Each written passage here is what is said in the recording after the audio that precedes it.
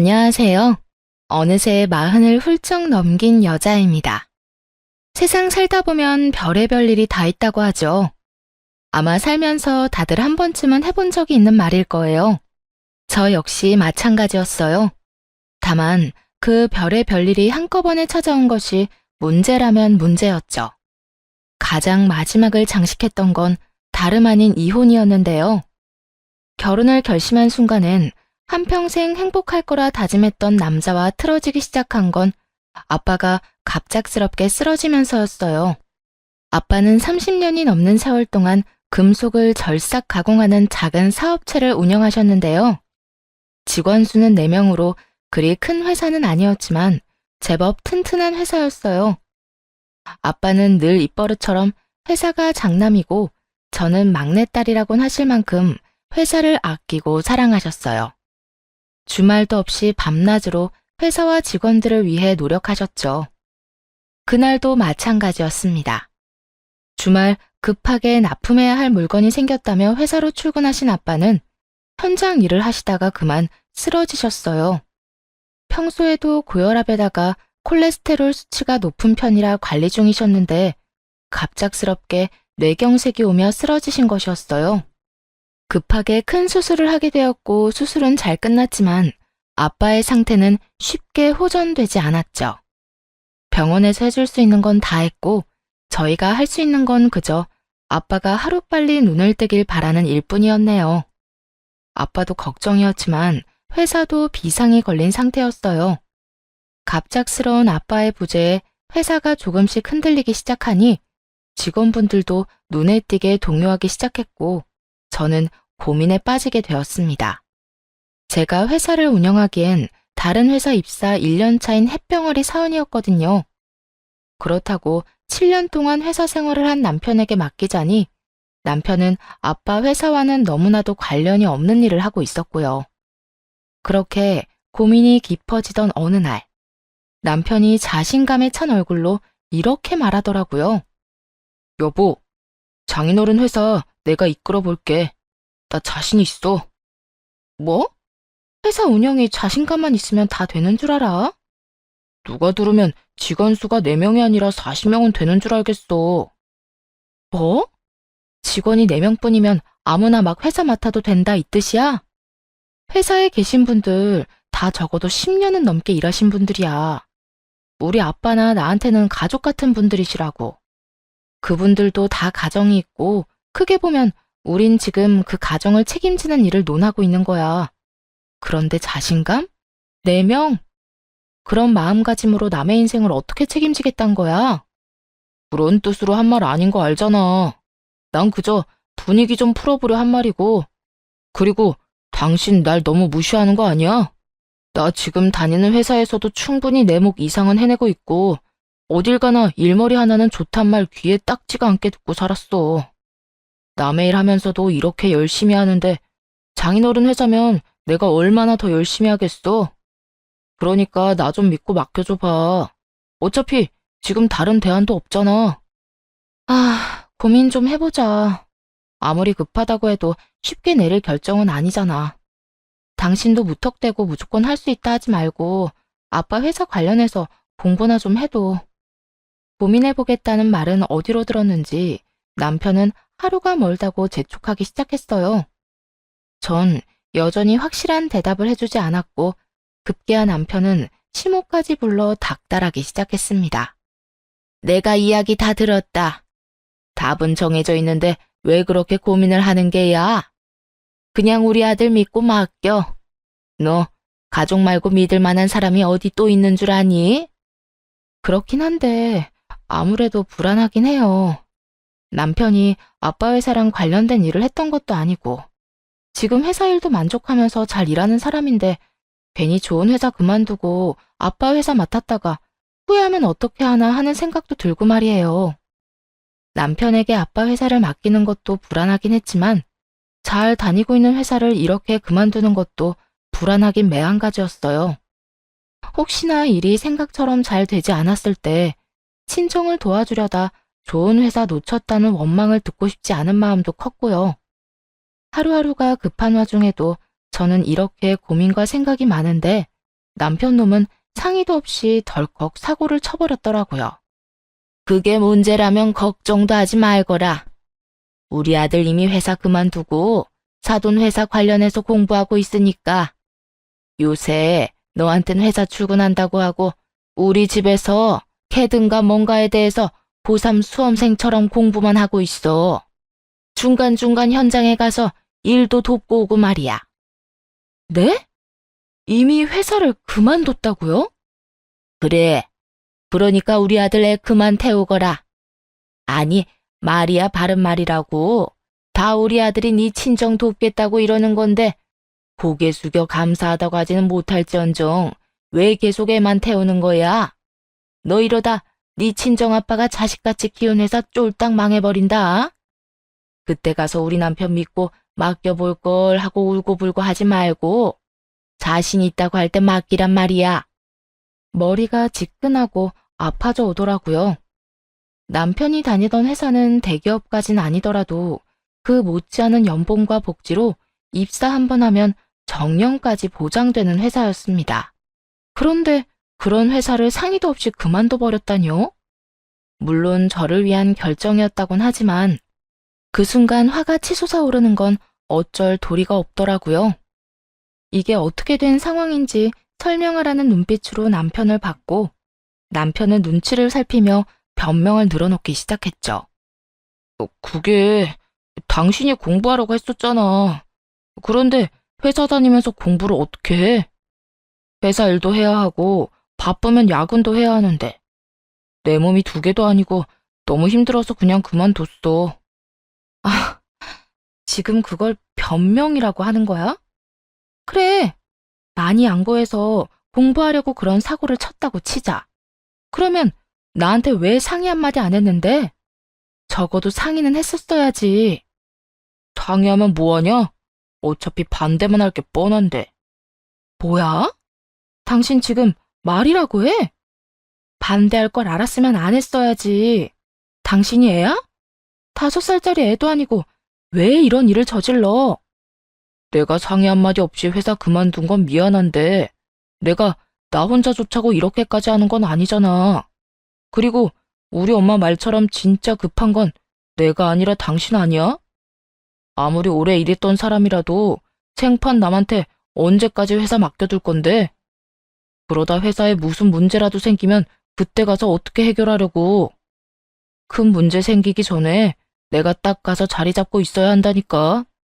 동네 가게에도 사장 없이 알바생만 돌리면 망하는 건 시간 문제라던데 하물며 회사는 오죽하겠냐고. 화는 났지만 들어보니 남편의 주장도 틀린 말은 없더라고요. 작업반장님을 비롯해 일하시는 분들 사이에서 불만이 나오기 시작했고 전반적인 사무일 업무나 거래처 미팅 등 중요한 일들에서 하나둘 구멍이 생기기 시작하고 있었으니 정말 급한 건 회사이긴 했죠. 결국 남편의 뜻에 따라 믿고 맡겨보기로 했어요. 제 입에서 알겠단 말을 듣고서야 시모는 집으로 돌아갔고 그제야 남편에게 허락한 조건을 말해주었어요. 시모가 있는 자리에서 말했다간 2대1 공격을 받을 것이 뻔하니 시모가 돌아가길 기다렸다 말을 꺼낸 것이었죠. 그런데 조건이 있어. 어? 무슨 조건? 앞으로 당신이 회사에서 결정하는 모든 일은 나하고 작업반장님한테 검토받고 진행해. 검토?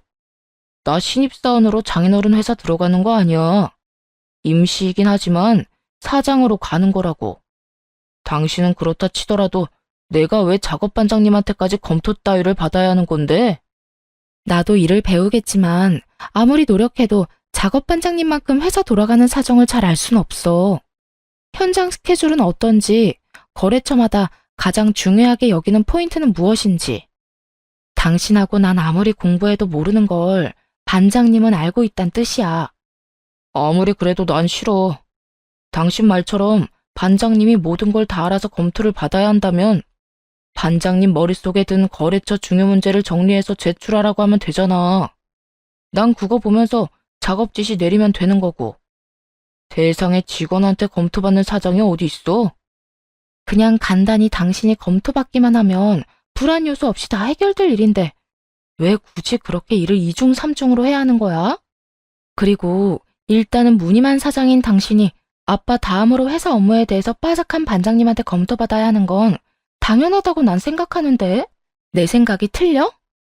당신 말도 틀리지 않지만 난 싫다고 싫어.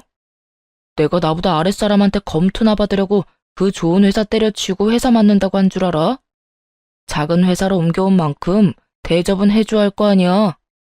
난 당신한테 사장 대접해준다고 해준 적도 없고 우리가 바라는 사람은 허울뿐인 사장이 아니라 사장 자리에 앉아있되 회사를 위해라면 밑바닥부터 뭐든 해줄 수 있는 그런 사람을 원하는 거야. 그게 싫으면 그냥 재취업 준비해. 난 절대 양보 못하니까.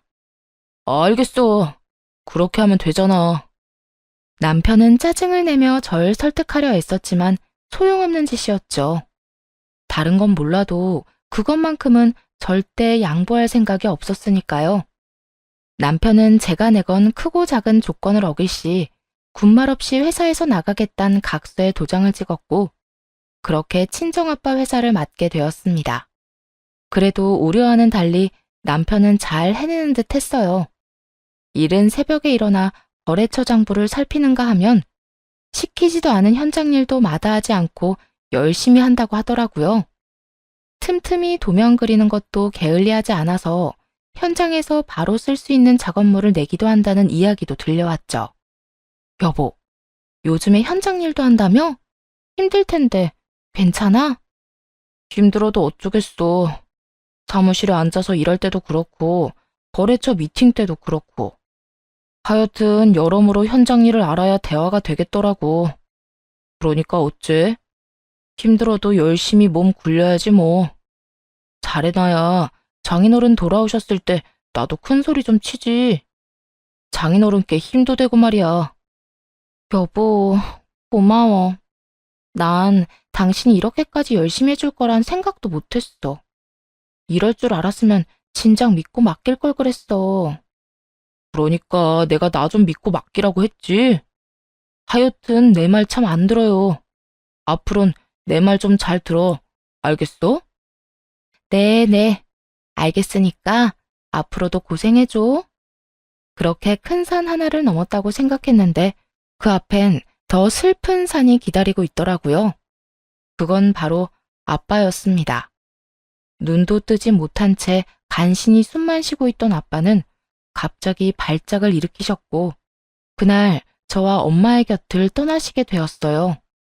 우리 딸이 세상에서 가장 예쁘다며 웃어주시던 아빠의 얼굴이 눈앞에 훤한데 저는 그 모습을 볼 수 없다는 사실이 쉽게 받아들여지지 않더군요. 장례를 치르고 집으로 돌아와서도 한동안은 정신을 차리지 못하고 멍하니 하루하루를 그저 살아만 냈습니다. 정말 그저 숨만 쉬고 살기만 했죠. 가만히 있어도 흐르는 눈물이 앞을 가려 세상이 캄캄해져 눈을 뜨고 싶지도 않더라고요. 그러던 어느 날 정신을 번쩍 들게 하는 전화 한 통이 왔고 그날 이후 전 다시 강해지기로 했습니다. 다시금 일어서게 만들어준 연락은 다름 아닌 아빠 회사의 오래된 직원분으로부터 왔어요. 엄마와 제가 슬픔에 빠져 정신이 없는 사이 남편이 회사를 자기 입맛대로 바꾸고 있다고 하더라고요. 이 회사가 어떤 회사야? 사장님이 너 태어나기 전부터 자식처럼 아끼던 회사야. 그런 회사를 네 남편이 망쳐놓고 있다 이 말이야. 내가 웬만하면 너한테 연락 안 하려고 했는데 그저께는 글쎄 우리랑 가장 오래 거래했던 거래처를 그 자식 마음대로 거래를 끊어버렸다니까. 지금 작업반장님도 화가 엄청나서 이런 식이면 다 때려치울 거라고 난리가 났어. 그러니까 슬픔은 잠시 접어두고 일단 회사부터 일으켜야지. 소문이 어떻게 난 건지 다른 거래처들도 거래 끊는다고 연락이 오고 이대로 가다간 정말 큰일 나겠어. 도무지 정신을 안 차리려야 안 차릴 수 없는 상황이었죠. 바로 남편을 집으로 불렀고 생각을 정리하기 시작했어요. 어쩌면 남편이 이때껏 아빠 회사를 갖기 위해 연기를 했다는 생각이 강하게 들었습니다. 그렇지 않고서야 하필이면 이런 상황에 맞춰 남편이 저딴 짓을 벌일 리가 없을 테니까요. 처음부터 친정을 돕는 것이 아닌 사장 자리가 필요해서 바득바득 우겨 회사로 들어간 것이라 생각하면 모든 것이 들어맞았으니까요. 그렇다고 한들 이때부터 이혼 생각까진 했던 건 아니었습니다. 남자로 태어나 사장 자리 한번 앉아보고 싶다 마음먹은 것이 그렇게까지 나쁜 것은 아니었다고 생각했어요. 회사 운영을 그딴 식으로 한 것은 분명 남편이 잘못한 것이 맞지만 그만한 이유가 있을 거라 생각하기도 했죠. 이 모든 것은 그냥 남편이 회사를 나가면 다 해결될 거라 생각했고, 그러면 우리 부부 사이엔 큰 문제가 없을 거라 생각했습니다. 그건 저만의 큰 착각이었죠. 남편은 생각보다 더 빨리 집으로 돌아왔고, 전 바로 회사에서 물러날 것을 권했어요. 여보, 지금 회사에 문제 생겼다며? 어? 그게 일이 좀 있었어. 내가 알아보니까 그 오래됐다던 거래처 사장 문제가 많더라고. 초면인데 막 반말을 하질 않나. 내 앞에서 뭐든 다 아는 척 하질 않나 그러잖아. 무엇보다 가장 별로였던 건 나한테 계속 장인어른 발 뒤꿈치도 못 따라간다고 무시하잖아. 사람 열받게. 그래서 내가 거래 끊자고 해버렸는데 그것 때문에 문제가 좀 생긴 것 같긴 해. 남편이 거래를 끊은 이유는 생각보다 더 유치한 이유였어요. 아무리 들어도 악의 없이 한 말 같은데 남편은 그 말에 제대로 꽂힌 상태였죠. 아니, 많이 양보해서 설령 악의가 가득한 말이었다고 해도 이건 좀 아니라는 생각이 들었어요. 남편이 자존심이 상했다고 하더라도 한 회사의 사장이라는 사람이 저런 식으로 감정적으로 대응을 해버렸다는 것 자체가 각서와는 상관없이 사장 자리에서 쫓겨날 일이라 생각했죠. 당신 나랑 했던 약속 기억나지? 상의 없이 그런 일 독단적으로 벌였다간 회사 당장 나가기로 한 거. 심지어 당신은 지금 회사에 막대한 손해를 끼쳤어. 당신이 그런 식으로 감정적으로 일을 처리하는 바람에 거래처에서 너도 나도 거래 끊겠다고 연락이 오고 있다고. 그래서 뭐? 나 나가라고? 당신 이제 우리 아빠 회사 나가지 마. 정 아빠 회사에 나가고 싶으면 사무실 직원으로 나가게 해줄게. 더는 사장 자리에 못 있어, 당신. 화를 내며 안 된다고 난리를 부릴 거라 예상했는데 남편은 생각과는 달리 일단 알겠다며 한 발 물러서더라고요. 자기가 저지른 잘못은 아는가 보다 싶었는데 그게 아니었습니다. 얼마 지나지 않아 남편에게 연락받은 시모가 머리 끝까지 화가 난 채로 집으로 찾아왔으니까요. 네가 뭔데 감히 내 아들을 잘라? 네가 사장이야? 내 아들이 사장인데 네가 뭔데 회사를 나가라 말라 명령이야? 이번에 남편 때문에 회사가 입은 피해가 작지 않아요. 직원들 사이에서도 말이 나오기 시작했고 더는 사장 자리에 남편 앉혀두는 건 무리예요. 그까지 손해 얼만데? 그리고 남자가 큰일 하려다 보면 그럴 수도 있는 거지. 처음부터 척척 일 잘해내는 사람이 어디 있어? 그리고 사람 이런 식으로 내쫓으면 안 되지. 시모의 반발은 거셌고 저는 신랑이 할 힘이 없었죠. 통하지도 않을 말로 싸우는 방법보다 각서를 보여주기로 했고 시모는 말없이 남편의 도장이 찍힌 각서를 보더라고요. 혹시나 이런 각서 효력도 없다고 우길 생각도 하지 마세요. 없는 효력도 만들어서 손해배상까지 청구할 수도 있는데 그나마 제 남편이라 자리에서 물러나는 걸로 마무리하는 거예요. 시모도 상황의 심각성을 깨달았는지 아무 말도 하지 않았고 남편은 그제야 고개를 숙여 빌기 시작했습니다. 여보, 내가 생각이 짧았어. 난 정말 상황이 이렇게까지 심각해질 거란 생각도 못했어. 순간적으로 내 자존심이 상해서 그랬던 것도 있지만 회사 생각도 하긴 했었어. 언제까지 그런 꼰대 마인드 가진 사람이랑 일할 수는 없다고 생각했었다고. 순간적이라도 자존심을 생각했다는 것부터 잘못된 거야. 내가 말했지? 우리가 책임지는 건 4명뿐만이 아니라고. 그렇게 자신 있다고 하더니 결국엔 이렇게 됐고 당신은 남은 약속이나 지켜주면 돼. 미련 버리고 재취업 준비나 해.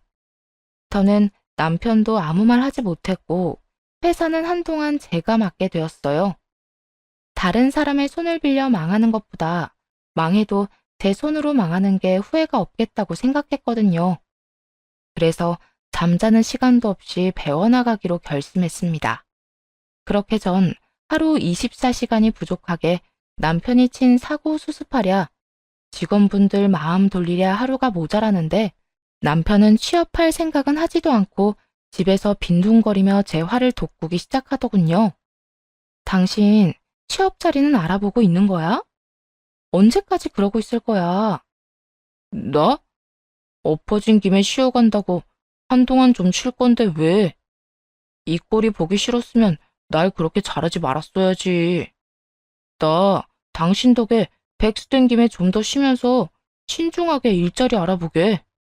반성하는 모습은 보이지도 않고 오히려 그 상황을 제 탓으로 돌리는 행동이 그 무엇보다도 실망스럽더군요. 점점 이혼을 생각하는 날이 많아지게 되었죠.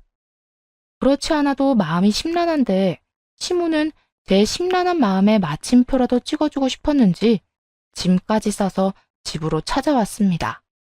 어머님, 이게 다 뭐예요? 무슨 짐을 이렇게 싸서 오셨어요? 보면 몰라? 내 짐이잖아. 들어보니 너 그 코딱지만한 회사 일한다고 내 아들 잘 챙겨주지도 않는다고 하길래 내가 내 아들 뒷바라지하려고 이렇게 왔다. 아무리 그래도 이렇게 막무가내로 짐까지 싸서 오시면 어떻게 해요? 여기 어머님 아들만 사는 집 아니잖아요. 우리 아들만 사는 집은 아니라도 내 아들이 사는 집이 맞긴 하잖니? 내 아들 집에 내가 와서 내 아들 뒷바라지 좀 하겠다는데 무슨 문제라도 있어? 더는 시모와 말이 통할 것 같지도 않았고 마지막 희망을 가지고 남편을 바라보았습니다. 하지만 남편은 손뼉만 치지 않을 뿐이지 표정으로 시모를 있는 힘껏 응원하고 있었죠. 그 순간 머리가 맑아지더라고요. 이혼이라는 두 글자만 생각났죠. 그렇게 이혼하겠다는 마음이 분명해지자 두 사람이 꼴도 보기 싫어졌고 그 둘이 집을 비운 사이 남편의 짐을 싸서 시댁으로 다 보내버렸습니다. 그리곤 현관문 비밀번호를 바꿔버렸죠. 이윽고 외출해서 돌아온 두 사람은 문을 열어보려 애썼지만 소용이 없었고 이내 전화가 오더라고요. 당신 현관 비밀번호 바꿨어? 지금 집이야? 집이면 문 열어. 나 집인데 문 안 열어줄 거야. 앞으로 당신은 당신 엄마 집에 가서 살아. 뭐? 갑자기 그게 무슨 말이야? 당신 지금 나 쫓아내는 거야? 보니까 당신이 어머님 뒷바라지 받고 싶어 안달이 난 것 같아서 편하게 뒷바라지 받으라고. 이미 짐도 다 싸서 당신 엄마 집으로 보내놨어. 그러니까 엄마 손잡고 엄마 집에 가서 마음껏 뒷바라지 받으면서 빈둥거리고 살아. 뭐? 당신 미쳤어? 이런 식으로 사람 내쫓는 법이 어디 있어? 내 집에서 사람 하나 내쫓는데 법정까지 찾아봐야 해? 어쨌든 난 당신 엄마랑 같이 살 생각 없으니까 당신이 가서 살아.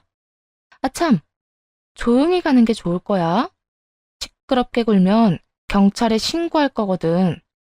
그렇게 전화를 끊었고 남편은 제 말이 진심이란 걸 눈치챘는지 난동을 피우지 않고 시모와 함께 시댁으로 가더군요. 이제 남은 것은 이혼이었는데 순탄할 것 같지 않더라고요. 그래서 일단 회사에 급한 불부터 끄고 이혼을 진행하기로 했죠. 빠른 이혼을 위해서라도 주말을 포함해 밤낮 없이 일했네요. 그러던 와중에 법인카드 명세서를 발견하게 되었어요. 다른 건 몰라도 늘 고생하는 직원들 먹을거리만큼은 아끼지 말라고 남편에게 준 카드의 명세서였죠. 아빠 휴대전화로 승인 내역이 오는 것이었는데 아빠가 살아계실 때는 확인할 생각도 못했어요. 돌아가시고 난 후엔 정신이 없어 카드까진 생각지도 못했고요. 그 순간 남편과 사이가 좋을 때 나눈 대화가 떠오르며 아차 싶었습니다. 여보, 이번에 거래처 사장님 만나기로 했는데 법인카드로 계산하면 되지? 그럼 회사 일로 쓰는 돈은 다 법인카드로 해. 그런데 한도가 넉넉한지 모르겠네. 얼마나 남았으려나? 혹시 쓰다가 안 긁히면 당신 카드로 쓰고 청구해. 당신도 한도가 얼만지 몰라? 대략적으로도 문자 같은 거 안 와? 나도 잘 몰라. 아마 넉넉하게 해뒀을 텐데 잘 모르겠네. 문자도 나한테 오는 게 아니라 아빠한테 가니까 아빠가 쓰러지시면서 휴대전화도 망가져서 수리해야지 하면서 아직도 못했네. 그러니까 법인카드를 쓰면 장인어른 휴대전화로 문자가 간다. 이거네? 그렇지. 격리가 따로 있었던 것도 아니고 아빠가 그런 일은 하나부터 열까지 혼자 다 관리했었으니까. 그나저나 아빠 휴대전화는 언제 고치지? 고치긴 고쳐야 하는데. 내가 고칠게. 마침 내 휴대전화도 이상해서 조만간 서비스 센터 갈 거야. 그때 내가 고쳐오지 뭐. 그럴래? 그러면 좀 부탁해. 남편은 그때 자신이 법인카드를 어떻게 쓰든 그 누구도 알지 못할 거란 걸 알고 있었고, 일도 그따위로 한 남편이었는데 법인카드라고 제대로 썼을 리가 없을 게 분명했어요. 아니나 다를까 남편은 법인카드로 직원 배를 불려주는 것이 아닌 자기 사심을 채우고 다닌 것도 모자라 허튼 짓거리까지 하고 다니고 있었습니다. 내역을 살펴보니 정말 가관이더군요. 브랜드명으로나 가격으로나 명품 가방을 산 것이 확실한 것부터 호텔까지 외도가 아니라면 설명하기 힘든 내용들로 가득했죠. 멍청한 남편놈은 회사에 뼈를 묻을 거라 생각했는지 명세서 따윈 신경도 안 쓴 듯 하더라고요. 어차피 사무실 업무는 단독으로 맡고 있었으니 명세서 따위 없애버리면 그만이고, 아빠가 살아계시든 돌아가시든 고장난 휴대전화는 자기 손에 있었으니 더 안심을 했던 것이죠. 이혼하겠다고 결심이 선 상황이긴 했지만 남편의 외도는 꽤 충격이더군요. 어떻게 이런 짓까지 할 수 있나 싶기도 하면서도 당연히 그럴짓하고도 남을 놈이었단 생각이 충돌하며 자괴감까지 들었네요. 저딴 인간을 믿고 결혼까지 한 것은 다름 아닌 저였으니까요. 하지만 자책만 하며 시간을 낭비하기엔 시간이 부족했죠. 회사 내 급한 일은 대충 정리가 끝났고, 얼른 정신을 차려 이렇게 좋은 증거들이 넘쳐날 때 이혼을 해야겠다는 생각이 들었습니다. 남편이 제 뒤통수를 더 세게 치기 전에 먼저 나서서 남편의 뒤통수를 치기로 한 것이었죠. 바로 흥신소에 남편과 시모의 뒷조사를 의뢰했고, 남편이 외도를 저지르고 있다는 놀라운 사실과 함께 녹음 파일을 받게 되었습니다. 주인공들은 시모와 남편 그리고 상간녀였는데 세 사람은 이미 한 가족인 양 정감이 넘쳐나더군요. 아이고 우리 아가 평소에도 참 곱다 싶었는데 이렇게 입으니까 너무 단아한 게 하늘에서 내려온 천사 같아. 어머, 아니에요. 어머님이 더 아름다우신걸요? 남들이 보면 어머님께서 예비 신부라고 생각하시겠어요. 어쩌면 피부가 이렇게나 고우세요? 그래? 곧 우리 아가 부모님 만난다고 며칠 피부 관리에 신경 좀 쓴 보람이 있구나. 그나저나 이렇게 상견례를 빨리 하게 될 거라고는 생각도 못했는데 부모님을 어떻게 설득한 게야? 우리 아들 이혼한 거 알고 별말 안 하셨니?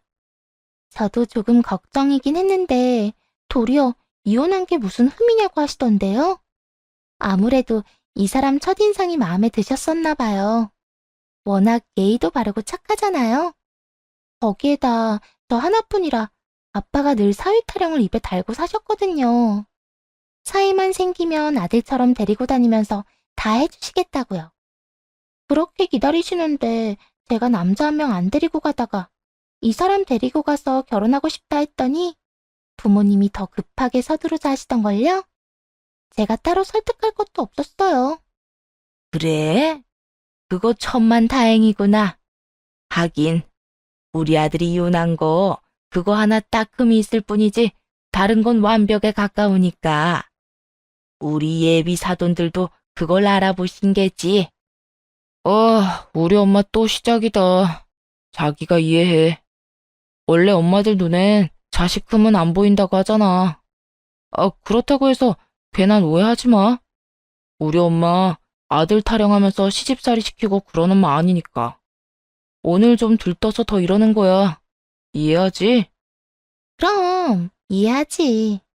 그리고 우리 부모님도 저런 말씀 많이 하셔. 우리 딸 세상에서 제일 예쁘다, 최고다 하시면서 자식 자랑 부모님들이 안 하시면 누가 하겠어요? 정 괜찮으니까 마음껏 하세요, 어머님. 이혼남이라고 하더군요. 제가 이렇게 눈은 똑바로 뜨고 호적을 지키고 있는데 말이죠.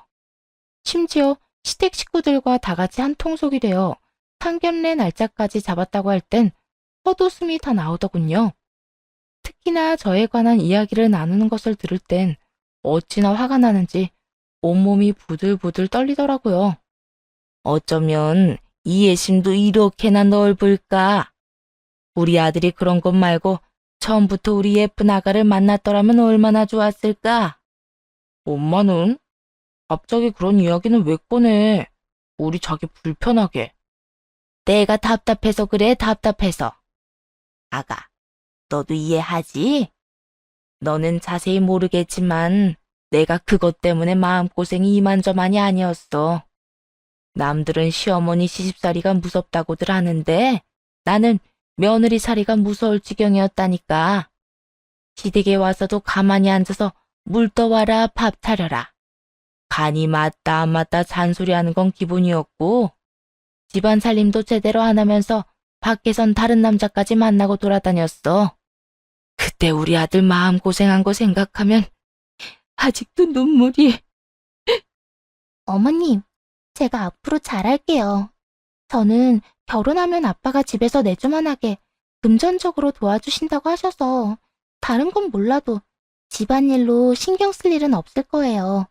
물론 어머님께도 잘하고요. 그래? 내가 뒤늦게 며느리한테 효도받으면서 다 살겠구나. 말만으로도 고마워, 아가. 시모는 자신이 한 짓을 마치 제가 한 것처럼 이야기하며 폐륜으로 몰아가고 있더군요. 거기에다 불륜녀로 만들기도 했고요. 제가 그딴 식으로 행동하는 바람에 이혼까지 하게 되었다는 인식을 심어주기엔 충분했죠. 남편은 제대로 있는 집 자식인 척을 하기 위해 외제차까지 뽑은 모양이더라고요. 가진 건 보증금 4천만 원에 월세로 사는 시댁이 다인 주제에 부잣집 여자 하나 꼬셔보려고 고생한다 싶었습니다. 처음엔 화가 나 그 자리에서 엎어버리고 싶었지만 그렇게 해도 화가 다 풀릴 것 같지도 않았죠. 자고로 최고의 복수란 상대방이 행복한 꿈을 꾸고 있을 때 탄산 조각을 내는 것이라고 하지 않겠어요? 먼저 엄마에게 연락을 해 모든 사실을 알리고 대망의 상견례 날 그곳으로 찾아갔습니다. 결혼기념일에 제가 남편에게 사준 신발이 놓여져 있는 걸 보고 그 방이라 확신했죠. 엄마와 전 힘차게 방문을 열고 웃음꽃이 핀 곳으로 들어갔어요. 누구보다 더 당당하게 웃으면서 말이에요. 저희의 등장에 화기애애하던 상견례 분위기는 순식간에 찬물을 끼얹듯 식어갔습니다. 특히나 시모와 남편의 반응이 참 볼만했어요. 시모는 동그랗게 눈을 뜨고 들고 있던 컵을 떨어뜨려 사방으로 유리 파편이 튀었고 남편은 자리에서 일어나 말까지 더듬으며 말을 걸어오더군요. 여기까지 어떻게 알고 온 거야? 지금 그게 중요해? 내가 여기 왔다는 게 중요하지. 들어보니까 여기서 당신 상견례 한다고 하길래 구경하러 왔어. 신기한 경험이잖아? 난 이혼한 적도 없는 내 남편이 다른 여자랑 상견례를 하는 모습을 보는 거. 당신은 기분이 어때? 이건 뭐 두 집 살림도 아니고 두 집 살림 예정이라고 해야 하나? 하여튼 두 여자랑 살려고 하니 기분이 좋아? 막 설레려나? 한껏 비아냥대며 남편에게 질문을 던졌고 남편은 제 말은 사뿐히 무시하고 상간녀와 상간녀 부모에게 변명하기 시작했습니다. 저를 스토커 취급을 하면서 말이죠. 자기야, 이 말 듣지 마. 이 여자 내 전부인인데 바람난 남자랑 헤어졌는지 계속 날 쫓아다녀. 왜 내가 말했었잖아. 정신이 좀 이상하다고 말이야. 장인어른, 장모님, 제 말 믿어주셔야 합니다. 저 정말 깨끗하게 이혼했고, 이젠 이 정신 나간 여자랑은 아무 관계도 아닙니다. 그때까지만 해도 상간녀와 부모들은 남편의 말을 더 믿는 듯 하더라고요. 그래서 전 준비한 이혼 소장을 내밀어 주었습니다. 이혼? 난 한 적도 없는 이혼, 넌 도대체 어떻게 했어? 그리고 이 이혼 소장은 어떻게 작성이 됐겠니? 이혼 전문 변호사가 오늘 작성해준 소장인데 말이야. 그걸 내가 어떻게 알아? 뭐, 돈 많이 주고 허위로 적어왔나 보지. 제발 이렇게 부탁할게. 제발. 나 좀 놔줘. 우리 이혼했잖아. 내가 잘못해서 이혼했어? 당신이 나 싫다고 다른 남자랑 바람 피우고 도망가서 한 이혼이었잖아. 내가 그렇게 다 용서한다고 돌아오기만 하면 된다고 빌 때는 뒤도 안 보고 가버리더니 이제 와서 왜 이래? 내가 다른 사람이랑 행복한 꼴이 그렇게 배가 아팠어? 나도 이제 좀 행복하게 살자, 어? 정말이지, 저도 깜빡 속을 대본과 연기력이더군요. 순간이지만 제가 그런 적이 있었나 착각이 들 만큼 완벽한 연기력이었죠. 거기에다 심호까지 나서 거짓말을 해대는데 사람 하나 정신병자 만드는 건 일도 아니겠다 싶었네요. 사돈, 절대 속으시면 안 됩니다. 예, 아주 몹쓸해요. 툭 하면 지금처럼 거짓말하고 사람 모함하는데 저도 얘 때문에 한동안 얼마나 힘들었나 몰라요. 지금도 보세요. 자기 엄마까지 끌고 와서 이 난리를 피우는 게 정상으로 보이세요? 쟤나 제 엄마나 정신적으로 많이 아픈 사람들이라고요. 아무 예상 못하고 들이닥쳤다면 두 사람 거짓말에 꼼짝없이 당했을 텐데 이미 보고 들은 것이 많아 충분히 예상했던 상황이었죠. 이런 상황을 대비해 등본을 휴대전화에 받아놓은 상태였고 아무 말도 하지 않고 등본이 보이게 휴대전화 테이블 한가운데 올려두었습니다. 이래도 내가 바람 피워서 이혼했다고 할 거야? 이래도 내가 아픈 거라고 할 거냐고요. 와, 너 진짜 연기 잘한다. 순간적으로 나도 내가 네 말처럼 바람이라도 피운 줄 알았다니까. 무슨 말이라도 해봐. 바람은 내가 아니라 네가 피우고 있고 정신은 나랑 내 엄마가 아니라 너랑 네 엄마가 아픈 거라고 말해보란 말이야. 우리 아빠 회사 다 말아먹으려고 해서 내쫓았더니 잘 사는 집 여자 만나서 결혼이라도 하려고 했니? 왜? 저 여자 부모님 회사도 손대서 다 망하게 하게? 두 사람은 꿀먹은 벙어리라도 된 듯 아무 말도 하지 않고 있더라고요. 아니, 못하고 있는 것이었죠. 워낙 한 거짓말도 많고 고지가 눈앞이었는데 모든 게 다 물거품이 되어버렸으니 그 충격 또한 커 보였습니다. 그들만큼이나 충격에 빠진 사람이 있었죠. 바로 상간녀와 그 부모님이었어요. 등본만 하염없이 보고 있는 상간녀를 향해 다시 한번 남편이 어떤 놈인지 세세하게 알려주었습니다. 이 인간한테 일단 이혼 소송할 거고요. 친정회사 법인카드로 그쪽 백을 비롯해 이것저것 사주느라 쓴 돈도 횡령으로 엮어서 모조리 고소할 거예요. 앞으로 남은 건 빚 한 점 없는 소송뿐인 인생일 텐데 이런 남자라도 괜찮다면 데리고 가서 살아요. 아참, 참고로 저기 인자한 미소로 일관함에 앉아있던 이 남자 엄마 장난 아니에요. 우리 아들 타령하면서 무슨 일만 났다 하면 집으로 쪼르르 어찌나 잘 달려오는지 극성도 그런 극성이 또 없어요. 그러니까 애초에 신혼집 구할 때 함께 살 2층 집으로 구해요. 저 인간이나 저 집구석이나 집해올 능력 없으니까. 2층 집도 그쪽이 구해야 할 거예요. 폭로가 끝나자 상간녀는 입을 꾹 다물고 있는 남편을 다그치기 시작하더군요. 아니, 너 이게 다 사실이야? 이 말이 다 사실이냐고. 애초에 이혼한 적도 없던 거였어? 그게 곧 이혼할 예정이긴 했어. 나 이 여자랑 별거 비슷하게 하는 중이었고 곧 이혼하려고 변호사도 만나고 다녔었다고. 단지 순서가 뒤바뀌었을 뿐이야. 나 자기 정말 사랑하고 자기랑 결혼해서 행복하게 살고 싶다고 했던 건 진심이야. 믿어줘. 그 말을 내가 믿을 것 같아? 어쩐지 이상하다 했어. 나한테 돈은 물 쓰듯 쓰면서도 사업 자금 부족하다고 투자 이야기 꺼낼 때 의심했어야 했는데 너 나한테 투자금 뜯어내려고 접근했니? 아니면 저 여자 말처럼 우리 아빠 회사 어떻게 해보려고 나한테 접근했던 거야? 그게 처음엔 자기보다 자기 조건이 더 끌렸던 건 맞지만 자기 만나면서 진짜 좋아하게 됐어. 그래서 이혼했던 거짓말까지 한 거고 그만큼 자기를 놓치고 싶지 않았어. 그러니까 오죽했으면 내가 그런 거짓말까지 했을까 하고 생각해주면 안 돼? 자기도 나 사랑하잖아. 사랑 같은 소리 하네. 다 집어치우고 당장 우리 부모님한테 받아간 투자금부터 내놔. 상견례 날짜 잡고 받아간 돈 내놓으라고. 그 와중에 남편은 돈까지 받아간 모양이더군요. 아마 상간녀는 남편 놈이 법인카드로 돈을 물쓰듯 써대니 백수는커녕 거지 집안인 거라고는 상상도 못했던 모양이었죠. 속이려고 마음먹으면 안 속고는 못 베긴다고 하더니 남편과 시모가 마음먹고 벌인 사기 행각에 꼼짝없이 당했던 모양이더라고요. 상간녀는 돈부터 내놓으라고 고함을 질러댔고 남편은 다 기어들어가는 목소리로 어이없는 말을 해대기 시작했어요. 그 돈 없어. 다 썼어. 자기랑 다니면서도 쓰고 우리가 타고 온 차 사느라 다 썼어. 왜? 내가 최근에 산 외제차 말이야. 너 진짜 미쳤구나. 아니다. 이런 말 해봤자 뭐해. 너 가만 안 둘 거야. 사기죄로 나 너 고소할 거니까 그런 줄 알고 기다려. 합의? 딴 거 없으니까 괜한 기대하지도 마.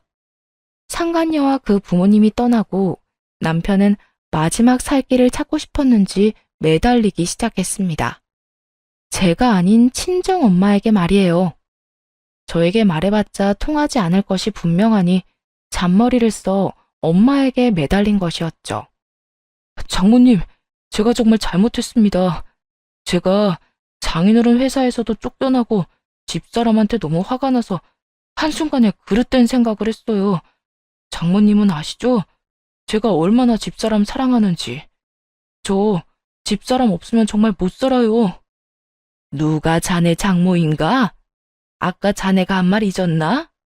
이혼한 사이라고 하지 않았나? 이혼했다면서 우리 딸 이상한 사람으로 몰아갈 땐 언제고? 이제 와서 뭐? 사랑?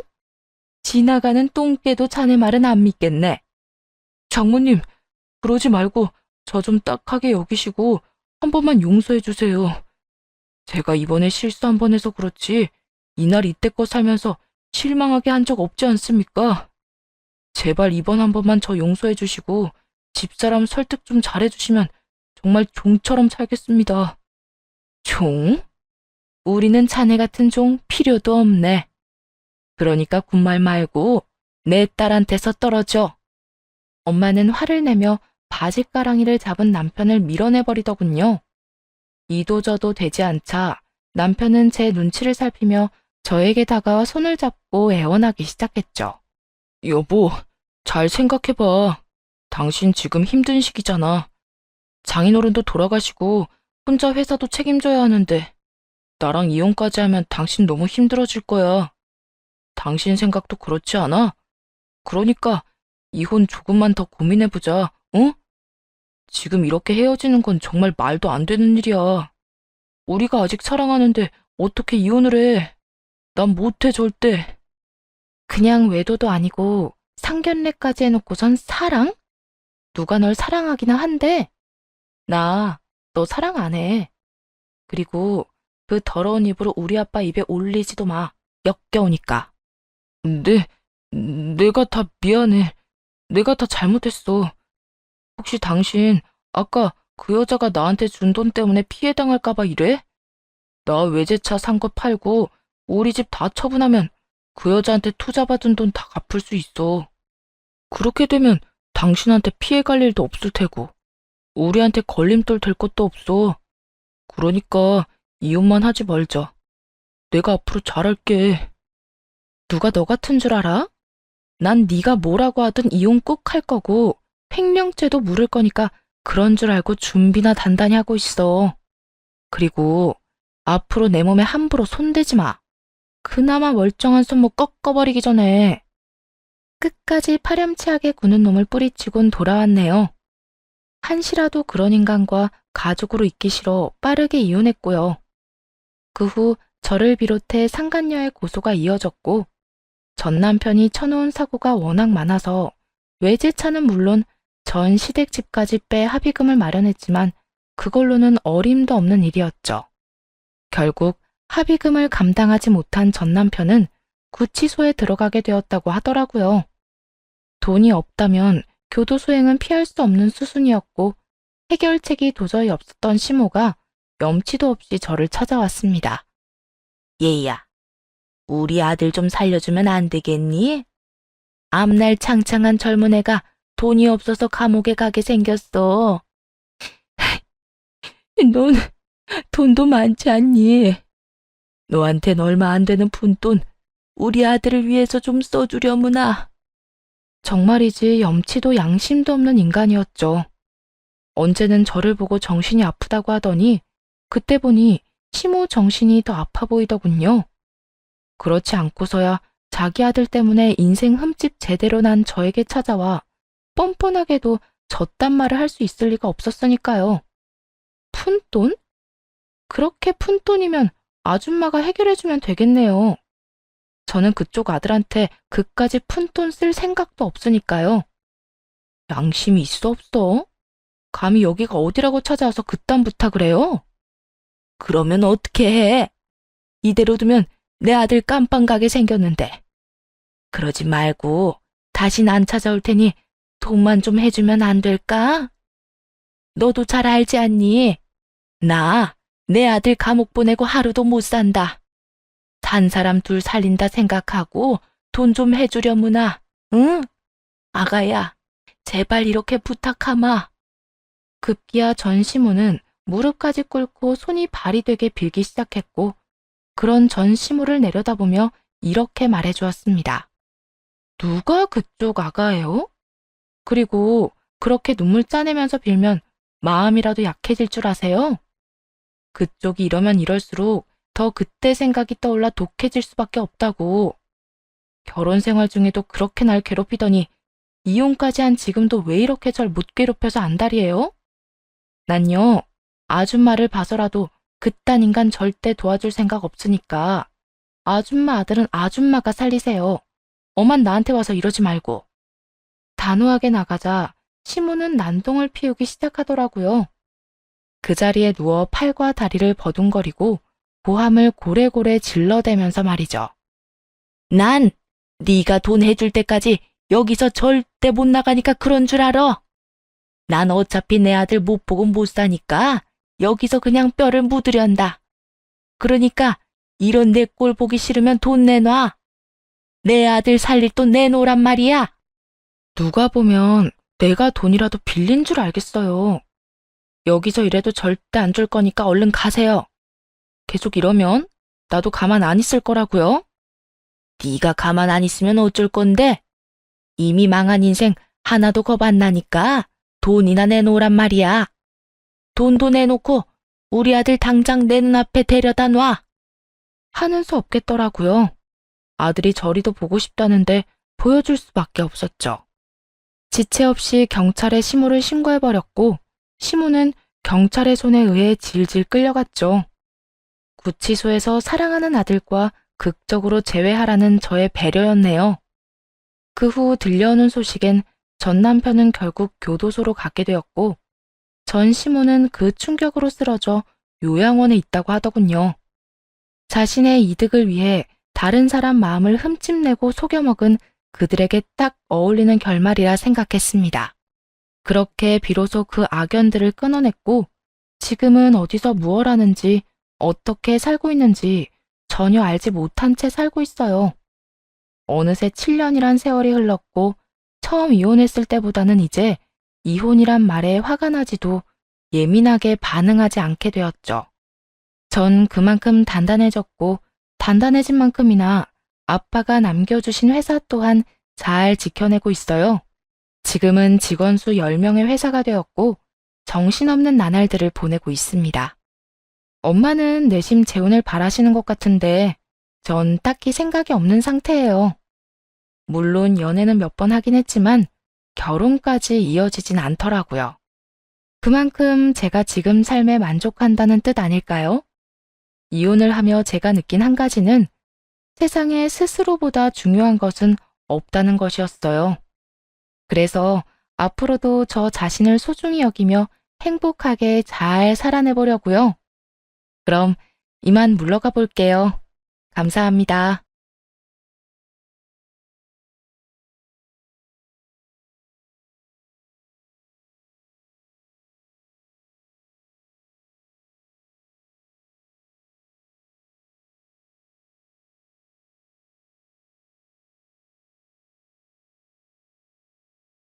안녕하세요. 숨겨진 추악한 진실을 알고 남편이 가장 두려워하던 복수를 마친 후 이혼한 30대 여자입니다. 전 다른 사연들처럼 시집살이를 했다거나 결혼 생활이 고되지도 않았어요. 만족, 불만족으로 따지자면 만족하는 편이었고 그만큼 남편을 믿고 의지했었습니다. 그렇게 행복했던 제가 왜 이혼까지 하게 되었는지 하소연 한번 들어주실래요? 남편과는 소개팅으로 처음 만났어요.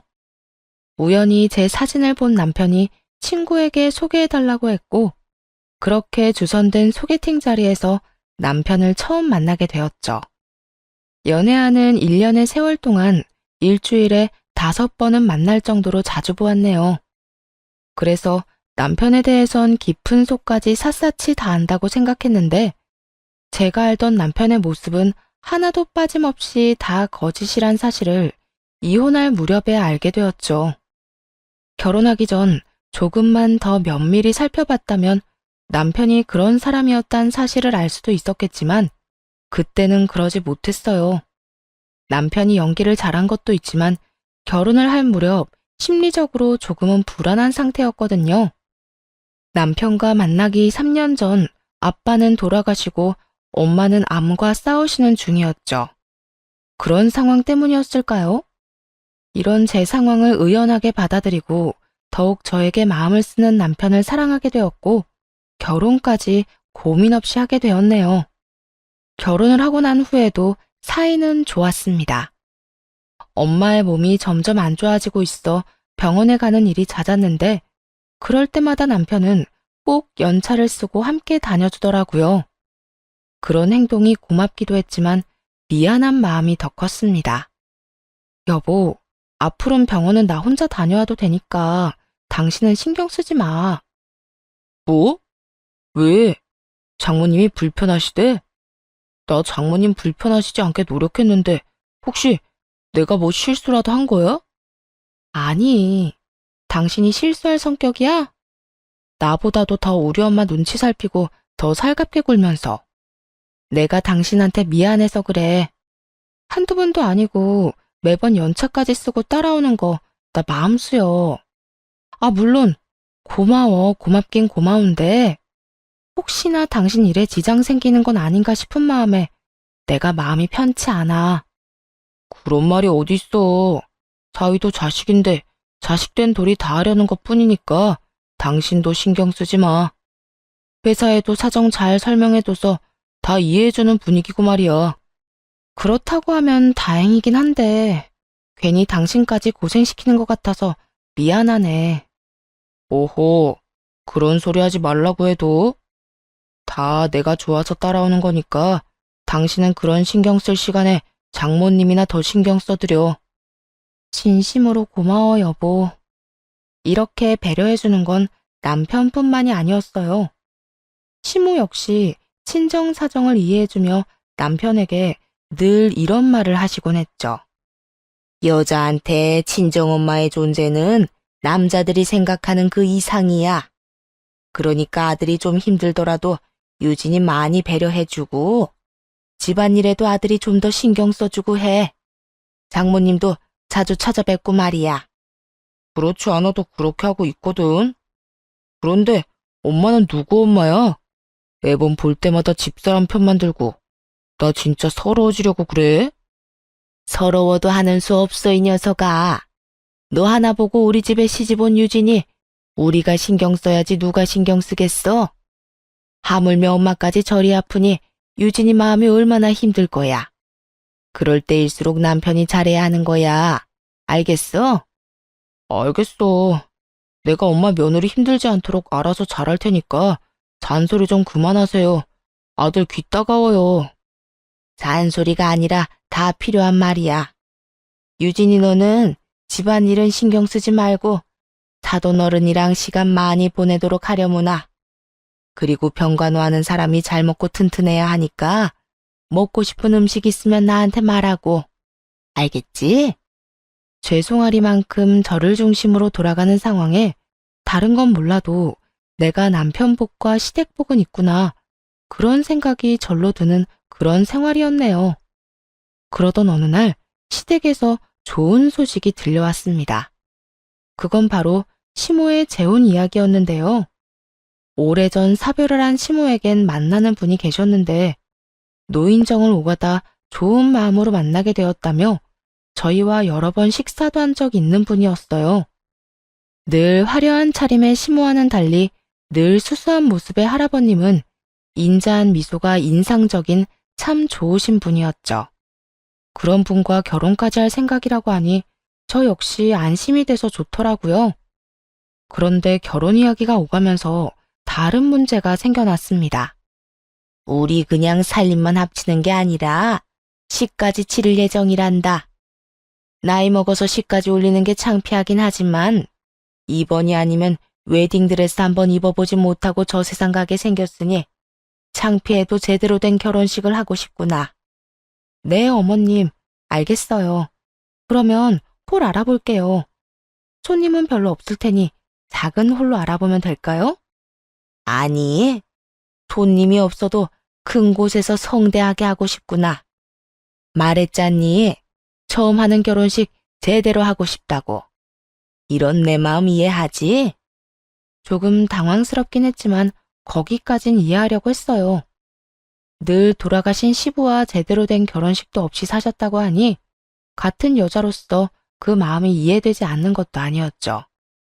그런데 그것이 문제가 아니었죠. 시모는 다 생략하기로 했던 혼수 비용을 돈으로 요구하기 시작했습니다.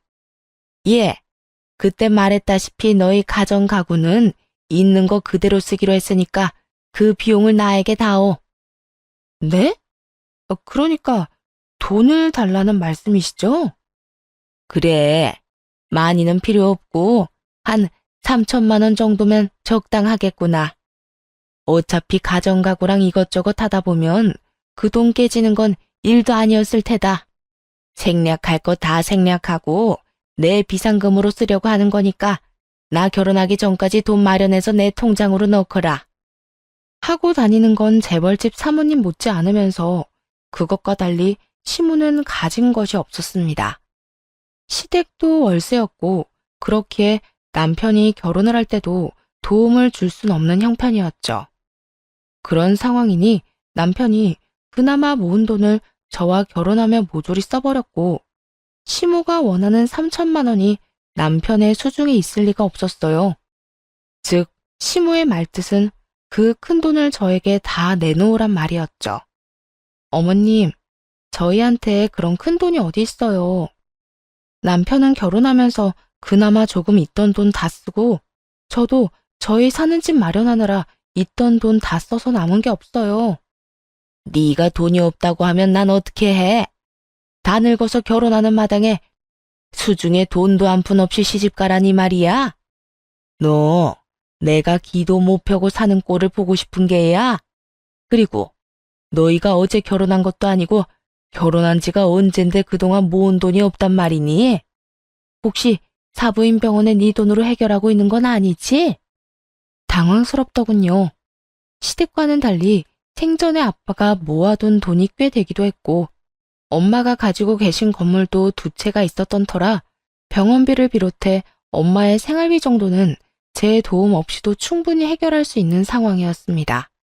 정확히는 알지 못하겠지만 저희가 친정 도움을 받으면 받았지 엄마가 저희 도움을 받지 않을 형편이란 걸 시모도 잘 알 텐데 저런 말까지 하니 순간적이지만 말문이 막히더군요. 아시다시피 병원비 정도는 엄마가 충분히 해결하실 수 있어서 제가 금전적으로 도움드린 것은 없어요, 어머님. 결혼하고 제가 번 돈은 집 마련할 때 낸 대출금 갚느라 썼고요. 남편은 지난달에 차 바꿔서 그런 돈이 없는 거예요. 어머님이 생각하시는 그런 상황 아니니까 그런 걱정은 하지 마세요. 그제야 시모는 저의 반대에도 불구하고 남편이 우겨서 샀던 자동차가 생각난 듯 인상을 확 구기더라고요. 그 당시 시모도 남편의 의견을 지지하고 나섰던 터라 저는 남편과 저의 돈에 대해 문제 삼지 않았죠. 그 대신 말도 안 되는 소리로 저를 다시 한번 황당하게 만들더군요. 그러니까 나 시집 갈 때 줄 돈이 한 푼도 없다. 이 말이니? 너만 믿고 있었는데 어떻게 해? 그래, 대출이라도 받아서 주면 되지 않니? 이윽고 시모는 대출까지 입에 올리며 떼를 쓰기 시작했고 낯선 시모의 모습이 어이가 없었습니다. 하지만 그런 일이 있기 전까진 워낙 잘 대해주셨던 터라 그 모습이 시모의 본성이란 생각보단 결혼을 앞두고 조금 예민하신가 보다 하고 생각했어요. 그래서 같이 화를 내기보단 시모를 잘 설득해 보려 했죠. 당장 목돈이 필요하신 것도 아닌데 대출까지 받을 필요가 있을까요? 생각보다 이자 갚아나가는 게 쉬운 일도 아니더라고요. 그냥 필요하신 일 있으면 그때그때 말씀해 주세요. 형편되는 대로 보태드릴게요. 목돈을 가지고 있어야 내 마음이 든든할 것 같아서 그런다니까. 늙으면 늙을수록 돈을 쥐고 있어야 한다는 내 말은 어디로 들은 게야? 그까짓 이자 버는 돈으로 갚아나가면 될 것 아니니? 그러니까 당장 필요한 돈도 아닌데 왜 아까운 돈을 은행에다 내다 버려야 하냐고요. 차라리 그 돈 아끼고 모아서 나중에 진짜 필요할 때 쓰는 게 좋지 않겠어요? 대신 이번에 시집 가실 때 어머님이 갖고 싶다고 하셨던 돌침대 사드릴게요. 다른 건 생략해도 신혼부부 첫 침대인데 쓰던 거 쓰긴 그렇잖아요. 돌침대? 그것도 한두 푼이 아니라던데 그 돈은 있는 게야? 네, 그 정도는 마련할 수 있어요. 마침 제가 선물해드리려고 몇 가지 봐두고 있거든요. 더 알아보고 제일 괜찮은 걸로 사서 어머님 결혼식 날에 맞춰서 보내드릴게요. 그 말에 시모는 불만 가득한 혼잣말을 하긴 했지만 더는 돈 이야기는 꺼내지 않더라고요. 어쨌든 상황은 잘 마무리되었지만 마음 깊은 속 한켠엔 시모에 대한 찝찝한 마음이 사라지지 않았습니다. 남편도 이런 제 마음을 눈치챘는지 시모의 입장을 대변해 이런저런 말을 하기 시작하더군요. 여보, 이야기 대충 들었는데 당신이 이해 좀 해줘. 집도 그분 집에 들어가서 사는데 살림살이도 쓰던 거 쓰기로 해서 엄마 마음이 좀 그랬나 봐. 그래서 돈이라도 좀 가지고 시집 가고 싶었다고 하더라고. 나도 처음엔 그 이야기 들을 땐 엄마한테 왜 그런 이야기를 당신한테 했냐고 화도 냈는데 엄마 이야기 들어보니까 그럴 수도 있겠다 싶더라고. 아무튼 다신 당신한테 그런 이야기 꺼내지 말라고 했으니까 그냥 엄마가 이런저런 이유로 좀 예민한가 보다 하고 넘겨줘. 앞으로는 이런 일로 얼굴 붉힐 일 없을 거야. 나도 처음엔 조금 황당하긴 했는데 어머님이 내 뜻에 따라주시기도 하셨고 당신도 그렇게까지 말하니까 나도 더는 신경 쓰지 않을게. 그러니까 당신도 그 문제로 다시 어머님께 뭐라고 하지 마. 당신 말대로 어머님 요즘 예민하신 것 같던데 우리까지 스트레스 주지 말자. 이해해줘서 고마워. 내가 앞으로 더 신경 써서 당신 스트레스 받는 일 없도록 할게. 남편이 저렇게까지 말해주니 이해가 되진 않아도 이해하려고 애썼어요. 그렇게 결혼식 날짜가 잡히고 나니 시모보다 제가 더 바빠져 그 일을 되새김할 시간도 없더군요.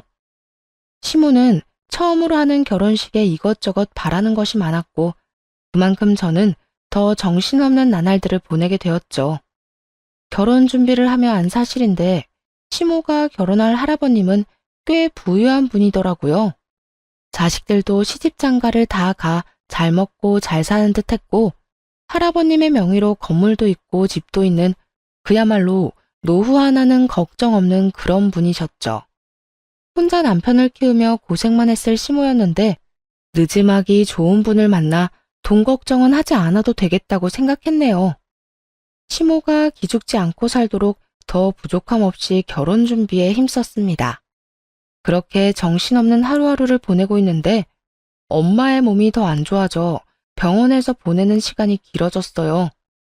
저는 회사도 그만두고 엄마의 곁을 지키기로 했고 남편은 저를 대신해 시모의 결혼을 준비했죠.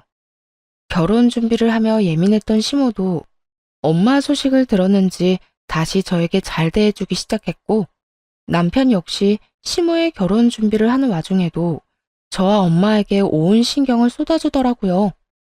유진아, 이거 전복죽이랑 너 먹을 밑반찬 좀 했어. 병원 가지고 가서 타부인이랑 같이 먹거라. 간은 일부러 약하게 했으니 좀 싱겁더라도 참고 먹어. 그렇지 않아도 정신 없으실 텐데 이런 것까지 다 신경 써주시고 감사합니다. 잘 먹을게요. 우리 엄마 당신 좋아하는 반찬으로 해줄 거라고 어제부터 나한테 계속 전화해서 이것저것 물어보고 난리도 아니었다니까. 아마 오늘도 새벽부터 일어나서 이거 다 만들었을걸? 별 소리를 다 한다. 우리 며느리가 고생하는데 이 정도는 당연히 해줘야지. 유진아, 원래 아픈 사람보다 곁에서 간호하는 사람이 몸이 더 고달픈 법이다. 그럴 때일수록 잘 먹어야 해. 입맛 없어도 내 정성 생각해서라도 밥은 잘 챙겨 먹어. 알겠지? 네, 어머님. 남기지 않고 끼니 때마다 잘 챙겨 먹을게요. 감사합니다. 아들, 너 유진이 신경 많이 써줘야 한다. 김병에 장사 없다고. 사부인도 사부인이지만 유진이 몸이 축 날 것이야. 너 시간 날 때마다 병원 가서 유진이랑 교대해주고 먹을 것도 잘 챙겨 먹이고 해. 알았어? 내 와이프는 내가 알아서 잘 챙기니까 엄마는 엄마 남편 될 사람이나 신경 써. 한동안 내가 엄마 결혼식 준비 챙기긴 하겠지만 내가 못 챙기는 건 엄마가 챙겨야 하니까 너무 섭섭해하지도 말고 말이야. 내가 애니? 그런 걸로 섭섭해하게.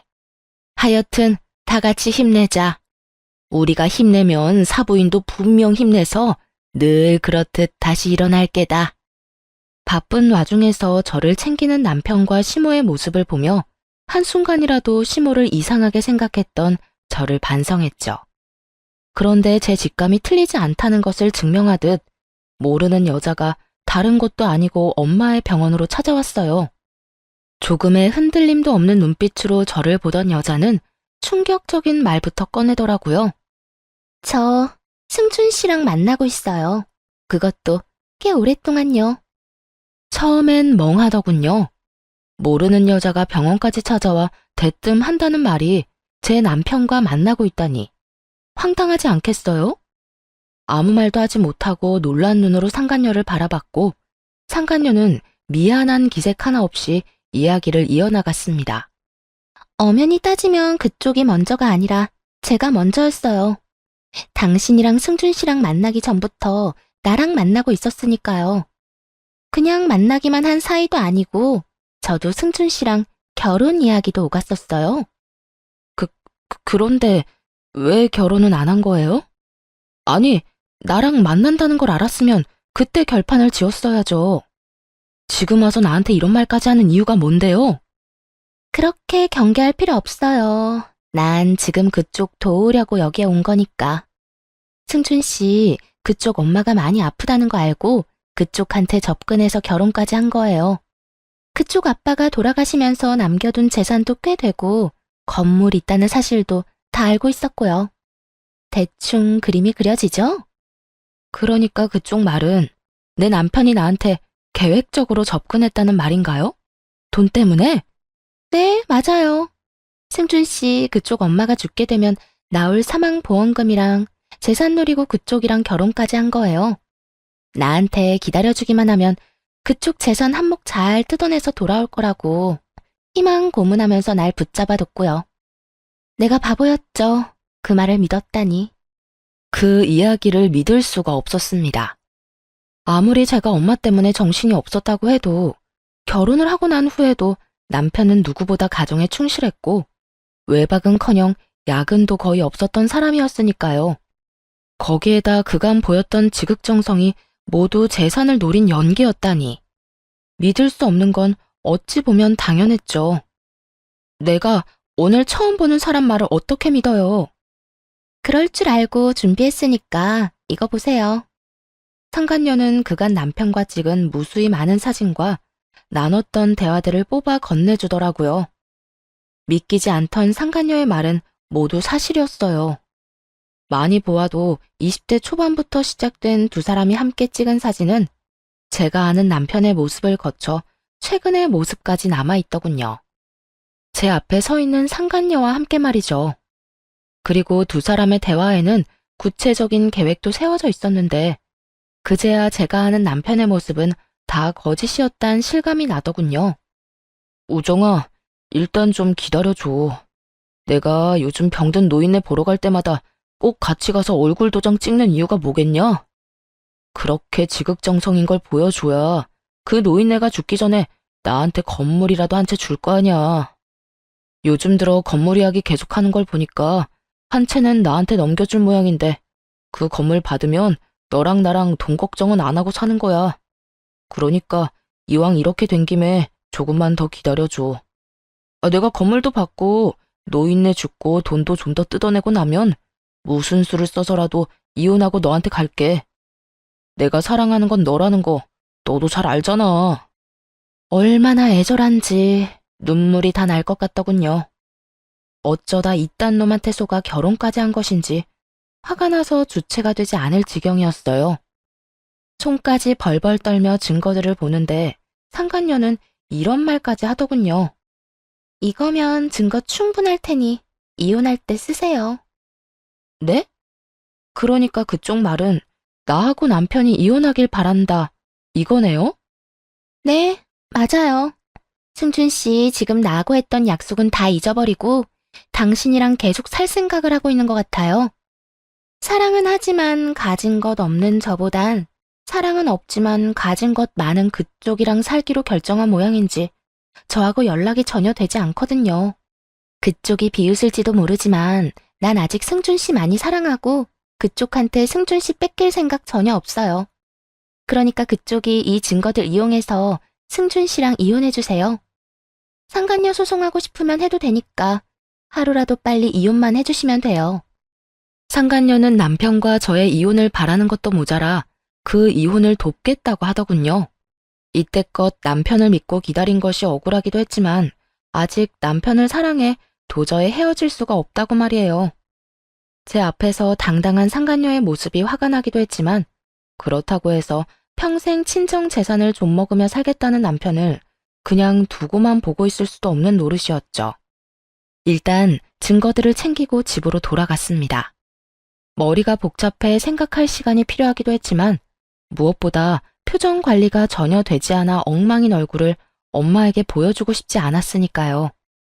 그렇게 집으로 돌아가니 시모와 남편이 집에 있더라고요. 두 사람은 제가 온 것도 모르고 주방에서 이야기를 나누고 있었는데 주방에 미닫이문이 있었던 터라 들키지 않고 대화를 엿들을 수 있었습니다. 물론 녹음까지 힘들이지 않고 할 수 있었고요. 그 여편네 이번엔 확실하게 어려운 거 맞긴 하니? 매번 심각하다 안 좋다는 말은 들리는데 기다리는 소식은 안 들려오니 에휴, 이러다 암 걸린 그 여편네보다 내가 먼저 저 세상으로 가겠어. 엄마, 남의 돈 먹는 게 그렇게 쉬운 줄 알아? 좀 기다려봐. 장모님 상태 보니까 이번엔 꽤 심각한 것 같으니까 조만간 기다리는 소식 들을 수 있을 것 같아. 아, 돌아가시기 전에 건물부터 받아야 하는데. 줄 듯 하면서도 안 준단 말이지. 도대체 나한테 뭘 얼마나 더 하라는 건지. 죽을 때 싸가지고 갈 것도 아니면서 왜 그렇게 애를 태우나 몰라. 그러니까 말이다. 아참, 너 우정이하고는 확실하게 끝낸 거 맞긴 하니? 우정이 어제도 나한테 전화 왔더라. 네 말대로 안 받긴 했는데 그러다 네 집사람이라도 찾아가면 어쩌나 하는 걱정에 내가 요즘 잠도 못 자. 나는 확실히 끝내자고 했는데 말을 못 알아듣는 건지 끈질기게 구네. 우정이 성격에 집사람까지 찾아가진 않을 거고 그대로 계속 무시하면 언젠가 포기할 거야. 그러게 결혼할 때 그냥 끝내라고 했잖니. 가진 것 없는 집구석에다가 능력도 없는 여자 뭐가 그렇게 좋다고 그리도 질질 끄는 건지. 좋은 걸 어떻게 해. 그땐 우정이 없이 못 살 것 같았단 말이야. 그러면 우정이랑 결혼까지 하지 왜 유진이랑 결혼을 해? 잘 알면서 왜 물어? 우정이는 사랑이고 유진이는 돈이 많잖아. 내가 왜 친구한테 조르고 졸라서 유진이 소개받았는데? 다 유진이 집 잘 산다는 이야기랑 유진이 엄마 아프다는 이야기 듣고 만난 거 아니야. 유진이는 그냥 처음부터 돈이 목적이었다고. 그래서 장모님 죽을 때까지만 기다렸다가 적당히 돈 좀 뜯어내고 이혼하려고 했는데 살다 보니까 돈 좀 뜯어내고 끝내기엔 아까운 걸 어떻게 해? 사랑 없이는 살아도 돈 없이는 못 사는 세상이잖아. 그래, 잘 생각했어. 앞으론 유진이랑 살면서 다른 여자를 만나더라도 영양가 있는 여자를 만나. 우정이처럼 너한테 도움은 하나도 안 되면서 사랑 타령이나 하는 여자 말고 말이야. 걱정하지 마. 나도 이번 일로 느낀 점이 많으니까. 그나저나 엄마는 일 잘 풀리고 있어? 결혼하면 호적에는 올려준대? 그 영감은 내가 하자는 대로 다 해줄 눈치이긴 한데 그 자식들이 문제야 문제. 결혼까진 허락하지만 호적까지 합치는 건 너무 이르다면서 추후 살면서 고민해보고 혼인신고도 하라고 난리다 난리. 그러면 어떻게 해? 혼인신고를 해야 그 재산 받아올 때 군소리가 안 나오지. 내가 다 알아서 할 테니까 아들은 아들 걱정만 해. 너 이 엄마 몰라? 내가 설마 그 늙은 노인네 뒷바라지만 하고 돈 한 푼 못 뜯어낼 것 같니? 엄마는 엄마가 알아서 다 하니까 넌 네 장모한테 건물이나 야무지게 받아내. 알겠어? 이 엄마 네 마누라 비 맞추고 산값 제대로 받아오란 말이야. 알겠어. 엄마도 아들 걱정은 하지도 마. 내가 어떻게 해서든 받아올 거니까. 남편뿐만 아니라 시모도 나이 지긋한 할아버지에게 계획적으로 접근했던 것이더군요. 그 엄마의 그 아들이라고 열심히 살 생각은 하지 않고 어떻게 해서든 남을 속여 편히 살 생각만 하는 것이 똑같더라고요. 그것이 끝이 아니었어요. 두 사람의 재정 상태는 제가 아는 것보다 훨씬 더 심각한 상황이더군요. 근데 엄마, 도대체 카드를 얼마나 쓴 거야? 또 한도가 초과했던데. 나 이제 진짜 돈 없어. 대출 받은 것도 카드값 내고 이것저것 쓰느라 남은 것도 없고. 엄마 집 월세도 밀려서 남은 보증금도 없잖아. 쓰다 보니까 그렇게 됐어. 그 영감 하고 다니는 건 그래도 눈은 얼마나 높은지. 비싸고 좋은 거 걸치고 가면 눈빛부터 달라진다니까. 그리고 내가 비싸고 좋은 거 걸치고 다녀야 내가 재산 좀 있는 줄 알고 그 영감도 날 의심 안 할 거 아니야. 다 투자라고 생각하고 조금만 버텨. 결혼만 하고 나면 내가 다 돌려줄 테니까. 하긴 장모님도 조만간인 것 같고 엄마 결혼까지 끝내고 나면 우리도 돈 때문에 마음 졸이면서 사는 일은 없겠다. 몇 년간 고생한 그 끝이 이제 정말 보인다 보여. 그래, 아들이나 이 엄마나 고생 많이 했지. 새파란 네 마누라 비 맞추는 것도 그렇고 다 늙어 빠진 영감 비 맞추는 것도 그렇고 말이야. 멀쩡히 살아있는 엄마가 잘못되길 바라고 또 바라고 있더군요. 추악한 진실 앞에 당장이라도 고함이 나올 것만 같아 입을 틀어막고선 재빨리 집을 나왔습니다. 배신감이 참 크게도 다가오더군요. 돈 때문에 저를 속인 것도 모자라 애초에 저를 사랑한 적도 없었다뇨. 화도 나지만 헛웃음도 나왔고요. 더 생각해 볼 것도 없이 이혼은 당연히 해야 했고 두 사람의 계획을 다 망치기 위해선 할아버님을 만나야만 했죠. 바로 연락해 만났고 모든 상황을 차근히 설명해 주었습니다. 이야기를 가만히 듣고 있던 할아버님은 처음엔 저처럼 못 믿는 눈치더군요. 그래서 두 사람이 녹음한 대화를 들려주었고 그제야 눈빛이 흔들리기 시작하더라고요. 그러니까 처음부터 박 여사가 나한테 계획적으로 접근한 거다. 이 말인 거지? 어찌 이런 일이, 어떻게 이런 사람들이 다 있냔 말이야. 어쩐지 계속 호적 타령을 하더니 이런 생각을 하고 있었구먼. 저도 이런 사람들인 줄 상상도 못했어요. 아시다시피 사람 좋은 척하면서 저한테도 워낙 잘해줬으니까요. 뒤에선 저희 엄마 잘못되라고 빌고 또 빌면서 앞에선 지극정성으로 챙겨주니 누가 상상이나 할 수 있었겠어요? 이 버러지만도 못한 것들. 이혼은 할 게지? 이혼할 때 내 도움이 필요하면 언제든 말해. 내가 다른 건 몰라도 변호사 정도는 구해줄 터이니. 할아버님은 그 자리에서 변호사를 알아보기 시작했고 그때 남편에게 연락이 오더라고요. 언제 그랬냐는 듯 애처가의 모습을 하고선 말이에요. 여보, 어디야? 병원이야? 아니, 볼일 있어서 밖에 잠시 나왔어. 왜? 잘됐다. 나온 김에 집에 좀 와. 엄마가 당신 몸보신 시켜야 한다고 음식 잔뜩 해놨어. 죄다 건강식으로 말이야. 그러니까 오늘은 병원으로 가지 말고 집에 와서 밥도 먹고 잠도 자고 가. 당신이랑 밥 같이 먹고 병원은 내가 가서 잘게. 진실을 알기 전이라면 남편의 말에 또 감동하며 고맙다고 했을 텐데 그때는 고맙기는커녕 온몸에 소름이 올라오더군요.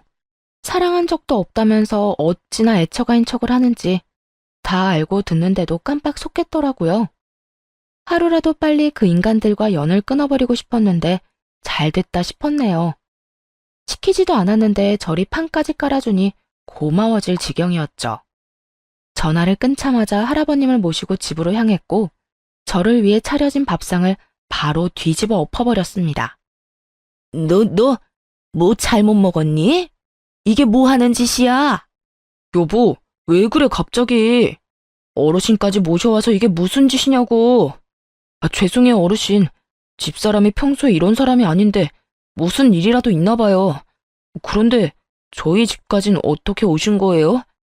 시모와 남편은 상황 파악은 전혀 하지 못한 채 저를 질책하기 바쁘더군요. 그 와중에 남편놈은 할아버님을 어찌나 극진히 챙기는지 마치 저만 나쁜 사람이 된 듯한 기분이었죠. 연기할 필요 없어. 우리 다 알게 됐거든. 도대체 뭘 알았길래 이 난리를 피우는 거야. 머릿속에 딱 떠오르는 게 없어? 당신이 나하고 왜 결혼했는지 다 알았어. 나를 사랑한 것도 아니고 사랑하는 여자는 따로 있었다며? 거기에다 결혼하고 나서도 최근까지 계속 만났다는 것도 다 들었어. 돈 챙겨서 이혼할 테니까 기다려달라고 그랬다며. 그리고 어머님도 어르신 재산 보고 접근하셨잖아요? 어떻게 된 사람들이 고작 돈 때문에 남의 가슴에 이렇게 대못을 박을 수가 있어요? 돈이 아쉬우면 열심히 일해서 벌 생각을 해야지. 남 속인 돈으로 본인들은 편히 살 생각을 하냐고요. 확실히 남편보단 시모가 한 수 위이더군요. 이 말에 남편은 당황한 기색이 역력했는데 시모는 얼굴색 하나 변하지 않고 부인을 하더라고요. 그게 무슨 말이니? 도대체 어디서 무슨 말을 듣고 와서는 생사람을 잡는 거야? 너, 나하고 네 남편이 네 말이라면 다 들어주고 네 편이 다 봐줘서 우습게 보나 본데? 사람 호의 그렇게 무시하는 것도 아니고 함부로 사람 오해하는 것도 몹쓸 짓이야. 하필 오해를 해도 그딴 오해를 해서 멀쩡한 사람을 이상하게 만들어? 끝까지 뻔뻔하네요. 증거라도 없었으면 저 혼자 이상한 여자 되는 건 시간 문제였겠어요? 증거라도 있다 이 말이니? 사실이 아닌데 증거가 있을 리가 없잖아. 생각이란 걸 좀 해보세요. 증거도 없는데 어르신이 절 따라 여기까지 와서 제가 이 난리를 피우는데 가만히 보고만 있으시겠어요? 증거 여기 많으니까 천천히 살펴보고 이건 두 사람이 오늘 낮에 집에서 나눈 대화니까 잘 들어보세요. 두 사람의 추악한 진실이 담긴 대화 내용이 집안에 울려 퍼지고 남편과 시모는 제가 내민 외도 증거들을 보며 새파랗게 질려가더군요. 그 짧은 순간 아무리 머리를 잘 굴려봐도 이렇다 할 대책이 없었는지 시모는 누구보다 빠르게 무릎을 꿇고 할아버님께 빌기 시작했습니다. 이건 다 사실이 아니에요. 물론 처음엔 재산 생각을 전혀 하지 않았던 건 아니었어요. 그런데 지금은 당신을 정말 사랑한다고요. 나 이제 당신 없이 못 살아요. 당신도 잘 알잖아요. 내가 당신을 얼마나 사랑하는지. 난 박 여사가 내가 땡전 한 푼 없는 늙은이라도 날 좋아해주던 모습이 좋아서 결혼까지 결정한 거였어. 그 모습이 다 거짓이었다는 걸 알았다면 애초에 박 여사 같은 사람이랑 결혼 따위는 마음먹지도 않았을 거야. 이미 신뢰가 바닥으로 떨어졌는데 그까지 사랑이 무슨 의미가 있나? 신뢰야 다시 쌓으면 되죠. 내가 앞으로 잘할게요. 지금 나한테 실망한 마음 싹 다 사라질 때까지 내가 더 잘하고 오로지 당신만을 위해서 살게요.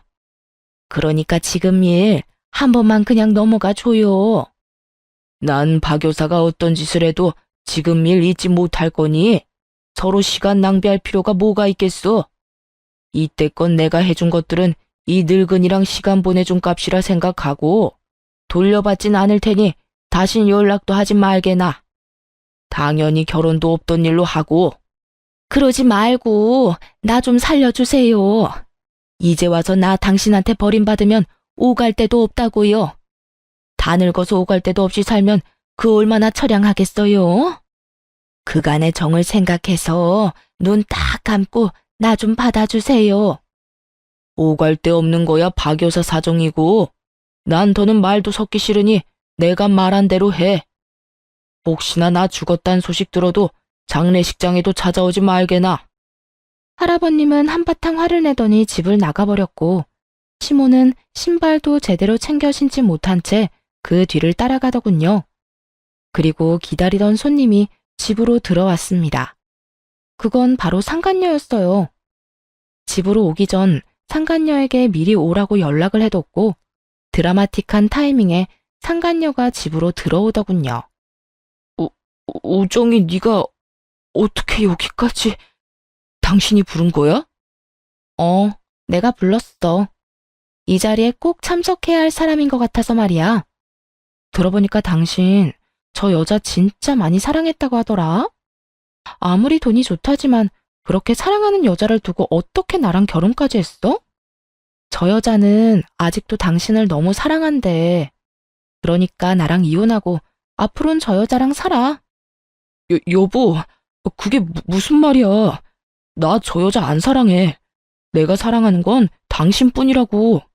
다 들었다고 하니까 알 거 아니야. 나 이제 저 여자랑 정리도 했고 연락 끊고 지낸 지도 오래됐어. 난 다 정리했는데 저 여자가 일방적으로 매달리고 있는 거라고. 어쨌든 날 속였잖아. 나랑 결혼하고 계속 저 여자 만났던 것도 사실이고 말이야. 그리고 사랑? 기억 안 나? 사랑은 안 해도 돈이 있으니까 나랑 사는 거라고. 우리 엄마한테 건물만 받으면 돈 걱정 없이 잘 살 수 있겠다며. 치매 걸린 것도 아니고 오늘 네가 한 말 내가 방금 다 들려줬는데도 이 순간까지 사랑 타령이 하고 싶니?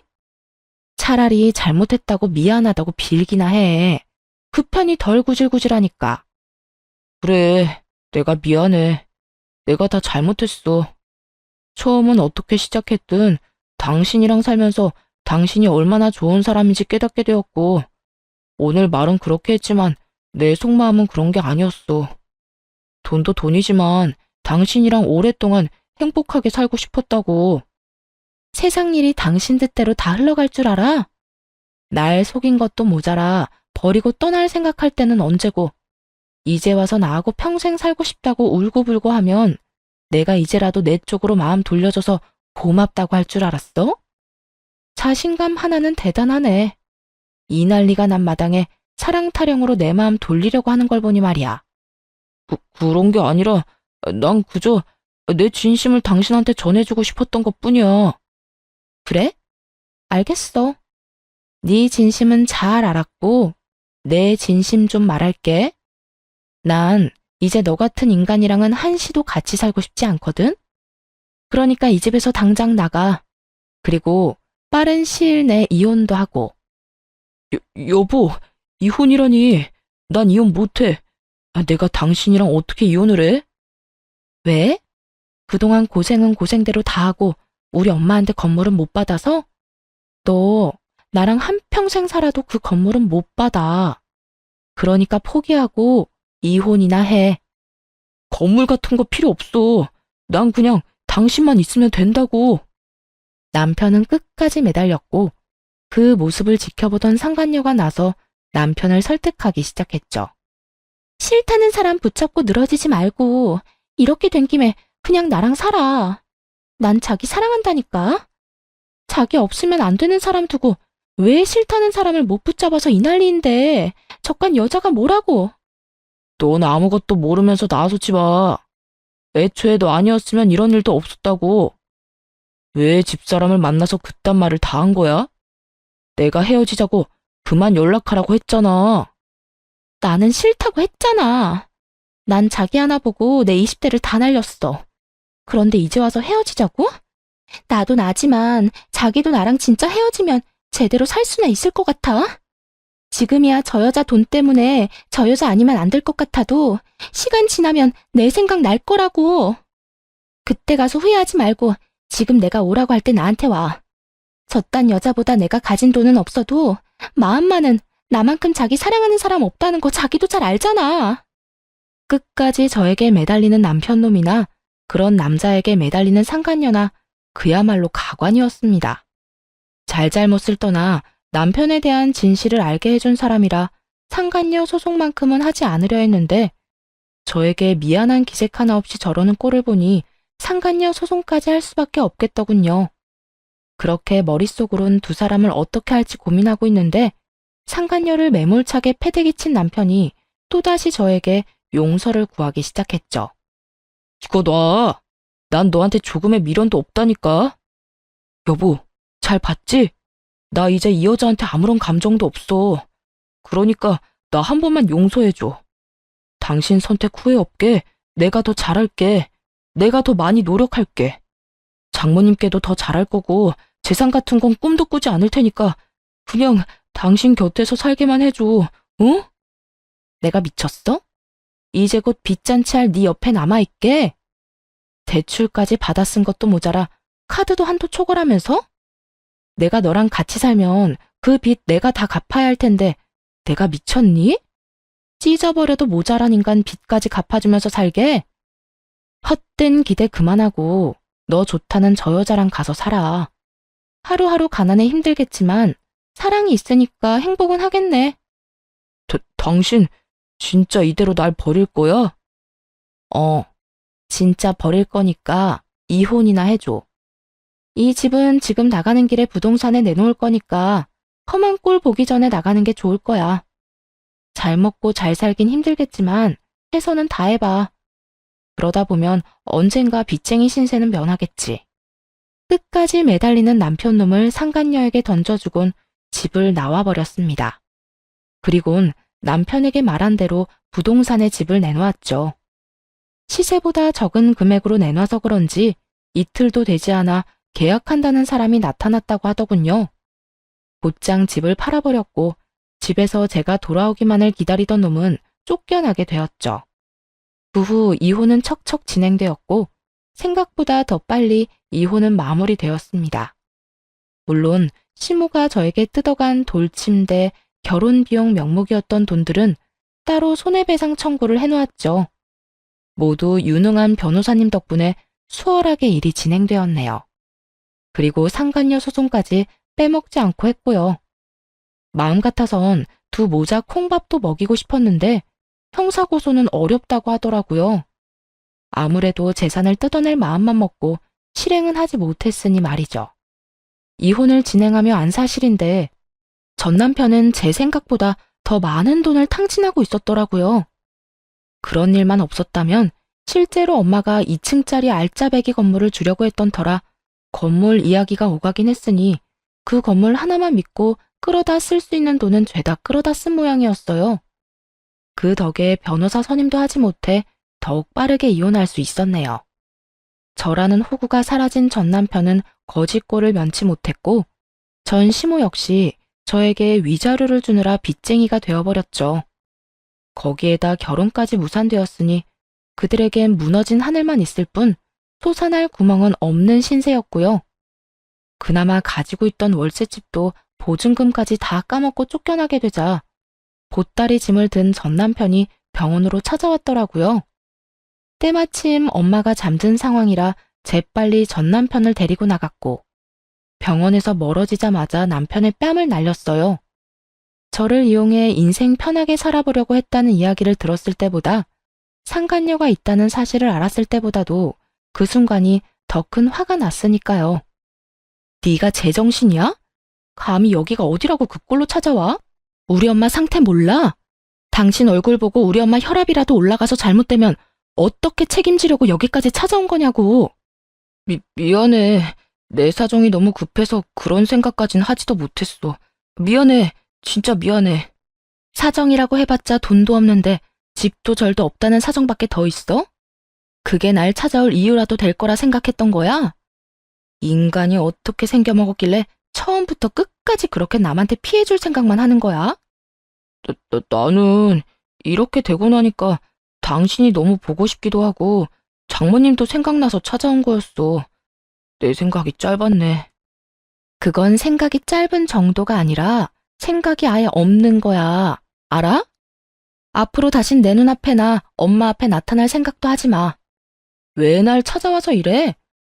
당신 없으면 못 산다는 그 여자 찾아가서 빌부터 나한테 이러지 말고. 다시 또 찾아오면 뺨 한 대로 끝나지 않을 테니까 각오해. 그 후 전 남편은 제 조언을 새겨들었는지 전 시모와 함께 상간녀를 찾아갔다고 하더군요. 없는 살림에 저에게 위자료까지 준 상간녀는 두 사람을 기꺼이 받아주었지만 결국 시집살이와 전 남편의 무능함을 이겨내지 못하고 도망을 가버렸다는 이야기를 들을 수 있었네요. 전쟁이 터져도 지켜낼 사랑처럼 굴더니 그 죽고 못 사는 사랑도 거지 같은 현실 앞에선 어쩔 수 없나 보더군요. 그렇게 남의 등골만 빼먹으며 손쉽게 살려고 했던 두 사람은 모두에게 버림받고 하루하루 고달프게 살고 있다고 해요. 이혼을 하고 난 후 다행스럽게도 엄마는 위험한 고비를 잘 넘기고 여전히 제 곁을 지켜주시고 계세요. 이혼 소식을 전할 때만 해도 엄마 걱정이 많았는데 생각보다 더 태연하게 그 상황을 받아들이고 저에게 위로의 말까지 전해주더라고요. 우리 딸, 잘했어. 엄마는 이제라도 그딴 인간이란 걸 알고 하루라도 빨리 이혼한 거 다행이라고 생각해. 그까짓 이혼 한 번 했다고 우리 딸이 무너질 것도 아니고 비싼 값 치르고 인생 공부 제대로 했다고 생각하면서 함께 잘 이겨내보자. 현명하고 똑똑한 우리 딸은 지금 이 순간을 잘 헤쳐나갈 거라고 엄마는 믿어. 아빠가 돌아가시고 엄마는 제가 지켜야만 하는 존재라고 생각했었는데 죄송하긴 했어도 따뜻하고 든든한 마음이 들어 이혼할 때도 나지 않았던 눈물이 다 나더군요. 그렇게 엄마의 위로와 응원을 받고 지금은 더욱 힘내서 하루하루를 지내고 있습니다. 당장은 상상하기도 싫지만 언젠가 엄마가 제 곁을 떠나시고 나면 이 순간들을 후회하지 않기 위해 최선을 다해 엄마와 함께 좋은 시간을 보내고 있어요. 병원에서 허락한 시간에는 엄마와 가까운 곳으로 여행을 떠나기도 하고 병실에 있어야 할 땐 이런저런 대화를 나누기도 하면서 말이에요. 엄마와 함께 보내는 그 순간이 너무나도 소중하고 행복한데 그 행복함에 또 슬프기도 해요. 마지막 그날까지 늘 많이 웃게 해드리고 행복하게 지내다 보내드리려 합니다. 그럼 이만 물러가 볼게요. 감사합니다.